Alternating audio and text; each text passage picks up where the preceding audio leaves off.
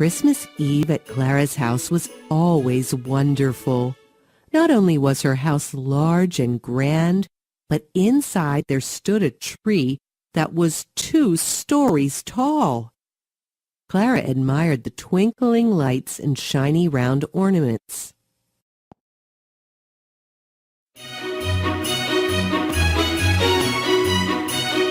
Just like the Christmas before, Clara's parents were hosting a Christmas Eve party. Clara and her younger brother Fritz welcomed friends and family as they entered the house. Clara and Fritz danced and played with their little cousins and their cat, Princess.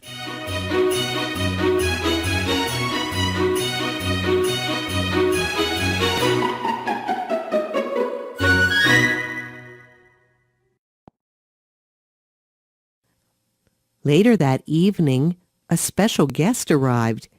It was their Uncle Drossel, who worked as a toy maker. The young children gathered around to see what special surprise he had brought this year. Uncle Drossel uncovered 2 life-sized dolls. Everyone cheered. He set the dolls on either side of the Christmas tree. The children gathered around as Uncle Drossel opened a large sack. "Here's a toy for you and you and you," he said as he handed each of the younger children a toy castle with moving people. Princess the cat pawed at the toys that moved. "And last but not least, here is your gift." Uncle Drossel handed a wooden soldier to Clara. All of the other children, tired of playing with their toys, gazed at Clara's gift. "What is it?" asked Clara politely. "It's a nutcracker," replied Uncle Drossel. He placed a nut inside the holder and pulled the handle down. The shell came off the nut, just like magic. Clara took her gift back with excitement. She was about to crack her own nut when her cousins asked if they could play with it. Clara folded her arms. She didn't want to share. Now, Clara," Uncle Drossel said. "They're just asking to play with the nutcracker for a short time, but it's yours to keep." "All right," Clara replied, though she didn't like being told what to do. Suddenly, as Fritz was trying to crack his nut, there was a loud snap. The nutcracker's arm had broken.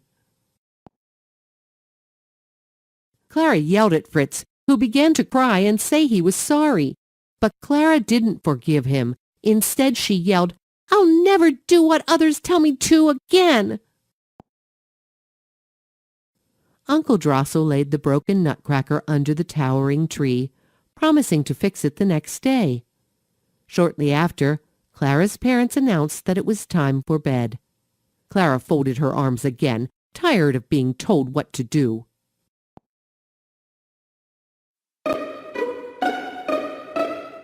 When the lights were out, Clara tiptoed out of bed and back to the tree. In her hand, she carried a ribbon. She used the ribbon to tie the nutcracker's arm back together. As she finished her knot, a loud bell startled Clara.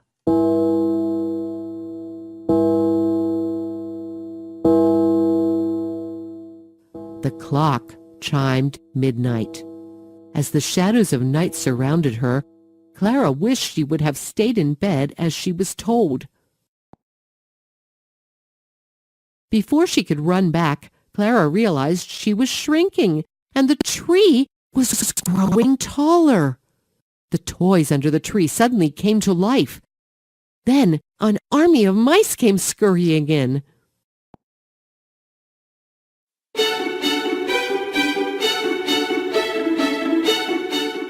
Next, a fierce mouse king scratched his way through the crowd and bared his teeth. Quickly, the nutcracker stepped in front to defend Clara, but the mouse king captured him. "Clara, save me!" cried the nutcracker. This time, Clara did just as she was told. She ran quickly toward the mat where Princess was sleeping. With a small tug, Clara woke Princess. Princess and Clara charged at the Mouse King.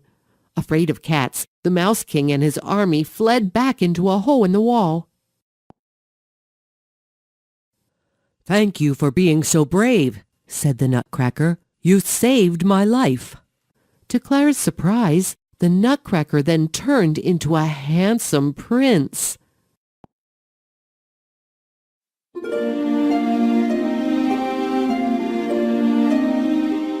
That night, the prince led Clara on a journey through the land of snow and over the land of sweets, where she met the sugar plum fairy.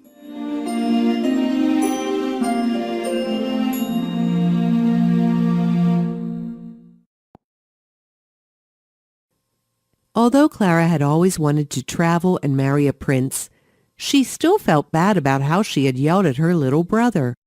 She asked the Nutcracker Prince if there was any way she could tell her brother she was sorry.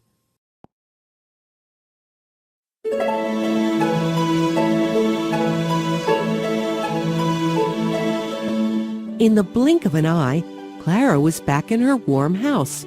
She found herself curled up under the familiar Christmas tree with the bandaged Nutcracker. It was all a dream, she thought.